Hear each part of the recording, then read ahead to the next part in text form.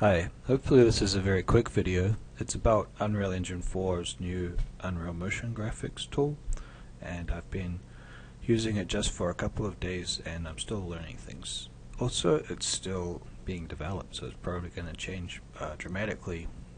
What I'm going to talk about is I'm making a pseudo login for beginning of a game where you enter a user account and then you match your account with certain player characters. It's just the graphics interface. It doesn't have any actual account to email, kind of renew your password kind of stuff. So the first thing is you'll need to make some icons and text and so on if you want any graphic elements for the text. And I'm using 3D Max for that because I quite like that you can grab a text element there and you can change fonts, and let's suppose, just for example, you convert it to editable spline or even an editable mesh. I'm just going to zoom that in, and you can wiggle the points around and change it to suit yourself. Let's just say you want to make it taller. Alright, so that's just a curve. It's essentially, so it's a vector. Nice, you can zoom into it and so on. This is a 64 by 64 window. Looks like I've messed the side up there, but once you've got your text you can extrude it and give it depth if you want, or you can render it as a actual outline with thickness and so forth if you want. So I'll just render that really quickly. This is just using the scanline render. Because there's no lighting or anything, it just renders pretty quickly. So yeah, that's kind of what I'm doing mostly for my artwork, such as it is, right? Just to note that for any buttons you want to create, you have to create like different states for them. So this involves the state where the mouse is not over the button, or the normal state, or you might call the up state. Then you have mouse over state. The color might change, or the size might change, or the font might change, or what the word might change, whichever. And in this case the plus gets brighter. So to do that I'm just swapping in different materials in the material editor for, in this case, self-illumination to make it really white when it renders. So you need a click graphic, you need a over, or they call it hovered in UMG, and you need an unpressed state. Right? So that's the 3D Max part. One other thing, I'm making a checkbox. UMG comes with a checkbox widget or style. You may want to make your own, and mine is just an unticked square, a ticked square where it's active, and a ticked square where it's like pending. You hold your mouse over the tick box to choose whether or not you're going to tick it or not, and that's just got transparency. It looks quite dark here, but on a dark background that's actually light grey.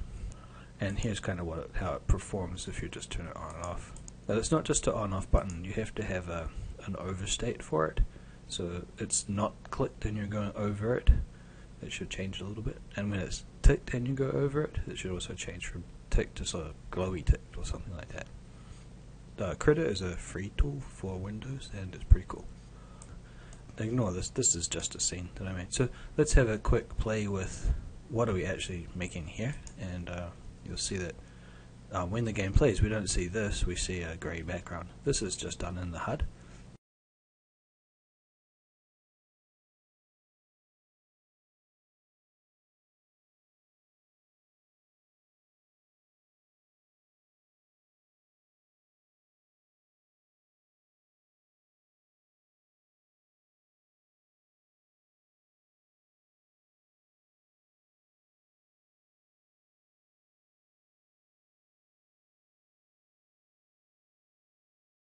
And we don't see the input field. I need to put like dots around there or something, a background or whatever, to let you know that you should type there.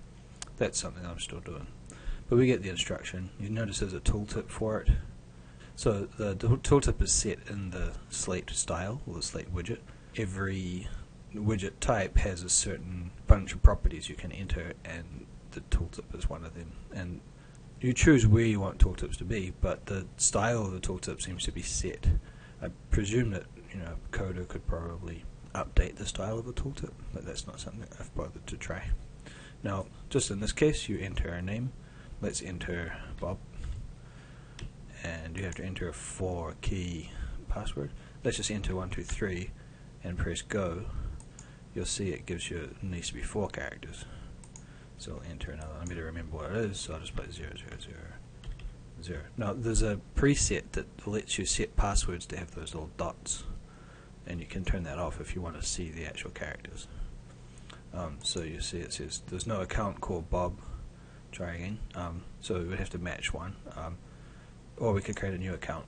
When you go new account and you go play, you'll see that it says new user, and it chucks you in there, and you can choose a new character or characters that already exist, which there's none.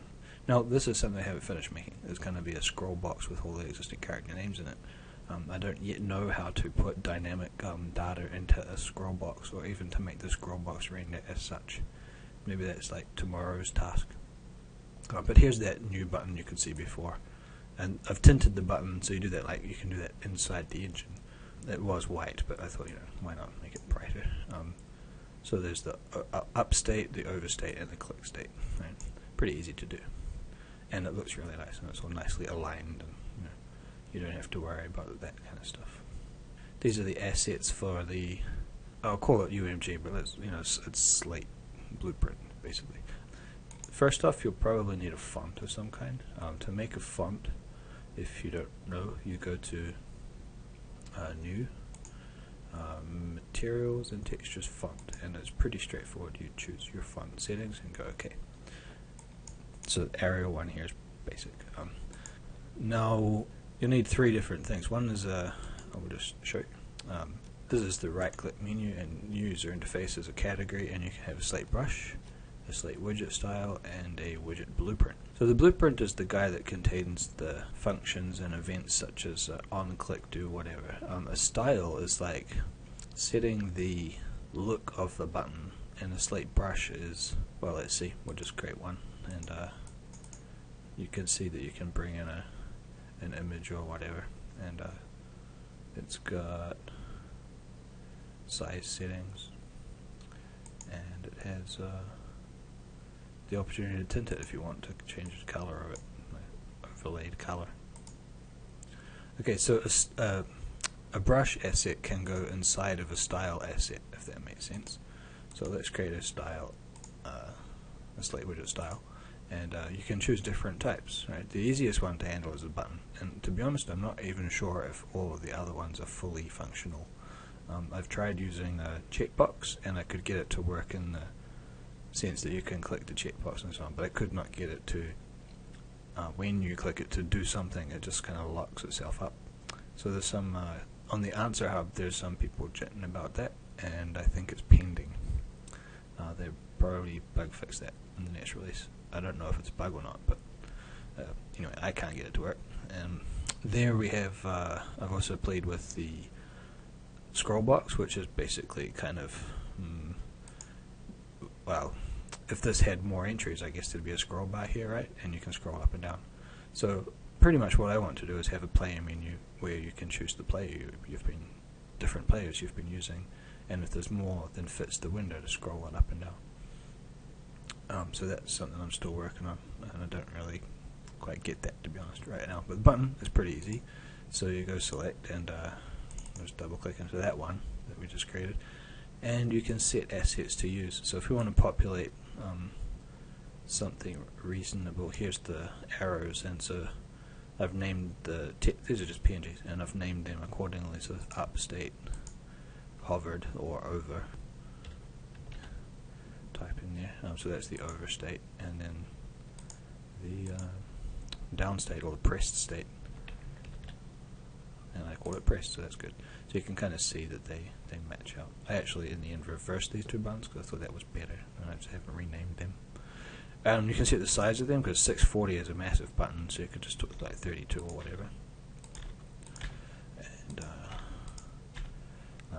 And you can tint, like I said, you can tint them, so you could make it go pink or whatever color you want it to be when you click it. Right? So that's whatever you set at the present time. You can also add sounds. I haven't tried doing that actually. I haven't bothered to do that yet, but there's the slots for sounds. So it's reasonably easy. You're just setting up states for a button, and that button itself will be used inside of a user interface widget, and a widget is taking on lots of different forms. You can add in, think of the widget in a sense as a menu in a way. I know it's not probably the correct term to put it like that, but this is your screen, and you can pull in different features, and so this button here is at default, but we can swap it out for the style we created. I don't know what one we just called that one we made just now, but let's use one that's already made. I'll just use the click to start button because I know that one is looking okay. So you can kind of see there, it's got the icon inside of it, and you can see it has properties all over the place. Some of the ones to really concern yourself with straight away as where on the screen it is. If you want to have a drag and drop kind of method, you can pull it around where you want, and you can see those are updating. It's kind of weird to have this string here when they've got the 4 separated lines. It's really difficult to edit that compared to editing that. So anyway, so you can type in actual values to make it nice and clean and place things carefully. The alignment of stuff on a user interface usually is kind of something you would worry about quite a lot. The other thing that kind of matters is the on-clicked event, which is you have to create a binding. So this is like not that intuitive on your first glance, but once you know it's there, it's pretty cool. You can just create binding, and it creates a function for you. So this function, you could use that name, but you'd probably want to rename this to be, what was that button? In the designer part. So this designer part is your layout, and then the graph is your regular kind of event graph style thing. But what we called that, it's a click to start button. Right? So in the graph here, we could name this click to start button, and it's supposedly a pressed event. So this function fires when you press the button. It's already in here. So there you go. So what can you do with this? Well, rather than me flobbering around trying to make a graph now, let's go look at the one that already exists for the previous case. So I'll just close that one down and delete it, pretend it never existed. Yeah, let's kill it off. I've only made 2 widgets so far. This is the one that I'm making presently, which is, this is just a bunch of text. It's not an actual interactive thing. It just says characters. This is going to be the scroll box. Just can't get it to display much at all. That's meant to be a dragger, but I think I've conflicted it with an extra thing. And this is our button that we had the rollover state for. So at the moment, this is not set up to do anything in the rest of the game. It's just that you'd click on it, you'd see it flash, and that would be it. So that one's not ready, but this one here is kind of working, which is cool. I'll get rid of the content browser. So here's how that screen, the first one we saw, looks on there. This is not an actual checkbox, by the way. It's just a button that I'm using as a temp situation, because the checkbox widget, or whatever they call it, thing, is we'll just put it there, and then we'll go play, and you'll see what I'm talking about. Alright, so the checkbox actually works, but when you try to code it to, well, what is it checking something somewhere, it seems to lock itself into a sort of undetermined state or something, and it doesn't work. Later, when that works properly, I'll replace that for sure. You'll notice when I click the tick box, I'm getting a float up there, 1, and I click it again, 0. So I've kind of got a swap going on, and I'm changing for just temporarily, I'm changing the tooltip to say yes or no, so I know which one it's actually on at the moment, because as soon as I go off of it, it goes back to its regular state. So that's the difference when using a checkbox, which stays ticked, right? So this is just temp kind of stuff. Right, so we could create a new character. We'll call it AAA 1, 2, 3, 4, and if so long as I check new is saying yes, then it will be a new character, and away we go. Right. So let's just close it down and go back to the graph. This is what the layout is. Obviously all these things can be moved around. Just note that the button which fires off it's like the enter key, when you enter something in there, the button that fires off the result is this one, and it's linked to an on-clicked event called login button click event, right? Which I named, and then you'll see that it's here, right? So this is the event graph. You'll notice there's an interface. If you haven't used interfaces before, your first encounter them is probably going to be unpleasant because they take some getting used to, but they're pretty nice once you get used to it. So we'll have to come back to this little guy here, but what he's really doing is depending on text which is sent from the game state blueprint on certain conditions, then it chooses to one or the other, and it updates the text on the this is an invisible text field here, and it fills this up with whatever is written in here depending on what's going on. We'll talk about that at the end. For now we're talking about login button click event, which is a little scary looking, but it's not so complicated really.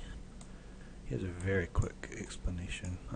Before we go into the complicated stuff, notice that there's a tick box for get B is enabled. So what is that about? These little guys here have to be enabled before they will work. This took me a little while to notice. You'll notice that they have a tick box here is enabled, and the function get is enabled. If you link that up to some function and you don't tick the tick box, let's just compile and play. I think that was the top one. See, that one's working fine, but the top one doesn't work. So you might come across this, and I'm trying to help you avoid what I got stuck on. This will do nothing until you ensure that it's ticked. That's all you have to do there, so it's not a problem. So that's the other one. There's two of those. Back to the meat of it. When we click the button, this is a lot like a regular blueprint function really. When you click the button, this function fires, and the first thing it does is check whether the text that is in the text field for your name is empty and the text field for the password is empty. If they're empty, then it just doesn't do anything. So false is empty here. It just you'll press the button forever and nothing will ever happen if there's no text in the text field. No text var is actually just a variable with no text in it. So if what you enter equals no text, then nothing happens. However, if what you enter is some text, then it would do this. The account login has to be 16 or less characters. If it's greater than 16 characters, it'll set the text field for this text field to be whatever I've put here, and it will display it. So this is just a text kind of variable, and it's like a string really. It'll display that on the screen, and it will also blank out whatever you've typed so far, so you have to start again. So the account login will get wiped. Then the same thing happens more or less with your password, so there's kind of two steps to jump through. The password, for randomly, I chose it should be 4 characters only, because maybe it's easier to remember. Basically, if the password is less than or greater than 4, so there's a wrong state, it'll say so and it'll print that on the screen. Right? I'm logging it as well. You notice I've turned it off because I like to see things get logged if I'm not sure they're working yet, but this seems to be working now, so I've turned it off. If you get the password the right length, it will check whether the checkbox or the temporary checkbox is booleaning to true or false, depending on whether you've pushed the button. So how does it figure that out? New user value is set by another function. So when you click this button, its function is kind of similar to that one. This one's a login button click event, and this one is new user button click event. So it fires a function called new user button click event, and it will check if the value is greater than 0. If it is, then it means we've clicked on new user, so it will tell that in the tooltip, which is how I'm checking what the button is currently set to, and then it basically tells us on the screen what's going on there. But the main thing is it sets the value 0 or 1. It's a boolean essentially. It's either on or off. Back to here we go. Right, so if that value is 0, or if it's not greater than 0, that means it is 0. Right? It'll say it's not a new user, and it will try to log you in. If it says it's a new user, it'll check whether there already is that name, and it will spit you back if it is, and if it's not, if the name is not taken, then you can use that login. Right? So regular login kind of stuff. How does that happen? Well, this is where the interface comes in. I guess the quickest way would be to go to the actual interface there, and you can see we have a couple of things. This is what they call an interface. It just holds a bunch of functions that you can share between different blueprints, and they have to make use of this interface in their properties.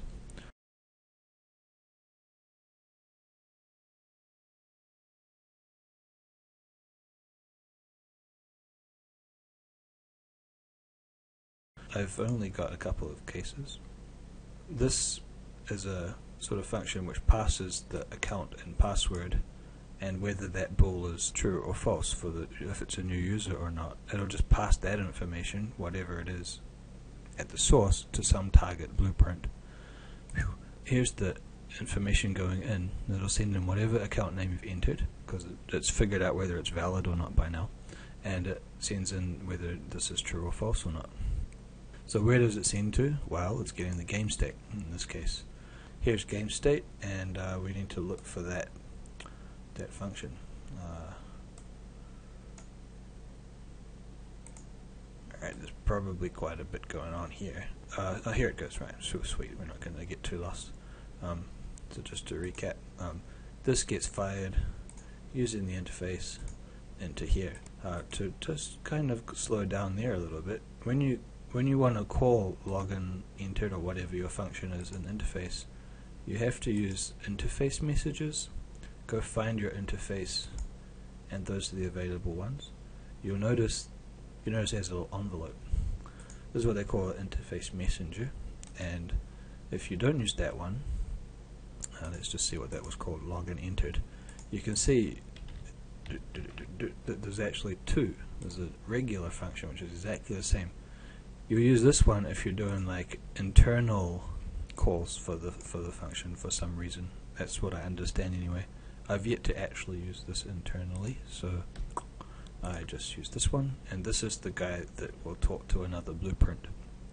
When it talks to the other blueprint, it does so through an event. So you go add event, it shows up in the list, and it looks like that. You can only have one of these in a scene, so if you want multiple things to happen, you have to use like a sequence or something. But anyway, here's the second stage of this, which is to actually check the login details. We're still passing through whatever the user typed, their account name and password are getting sent through here, and it does its thing, right? This is the user pressed new, so they want to start a new account, but maybe that account's already there.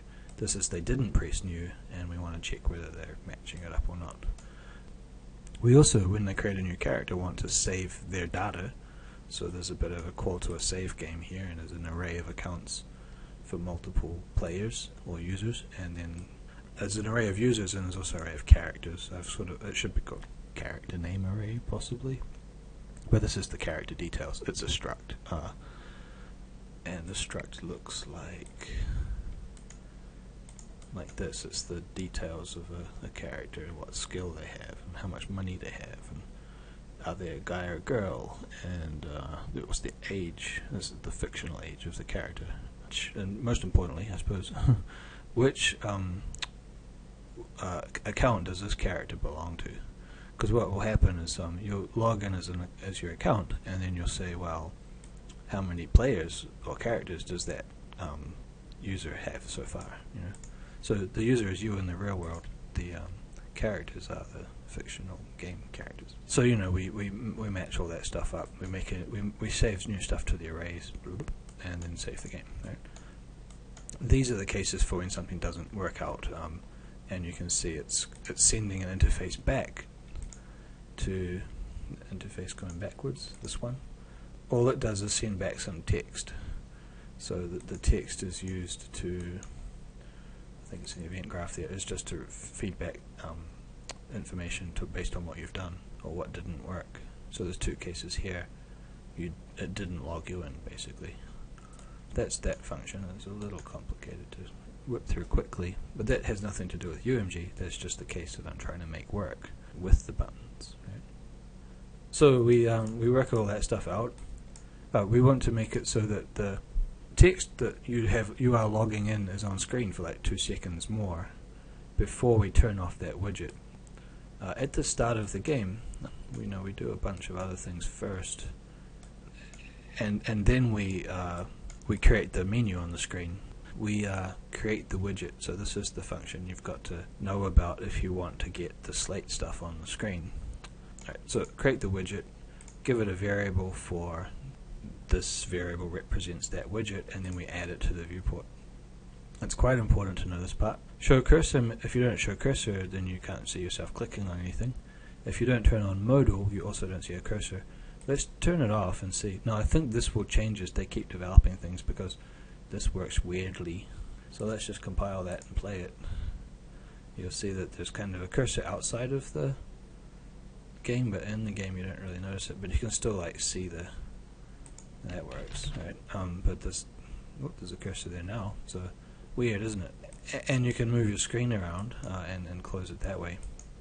Normally you can't do that kind of stuff, so turn modal on and everything sort of works better, but you can still go outside. And you'll notice normally when you play you don't get the cursor going out of the window, so that's what that's kind of doing. When the menu has done the functions it's supposed to do, you want to get rid of it, so that's where create widget, add to viewport, remove from viewport. Those are the main functions to do with the Slate UI stuff, I suppose. This set enabled here is just to disable input, so you cannot type when it's just feeding back the last information.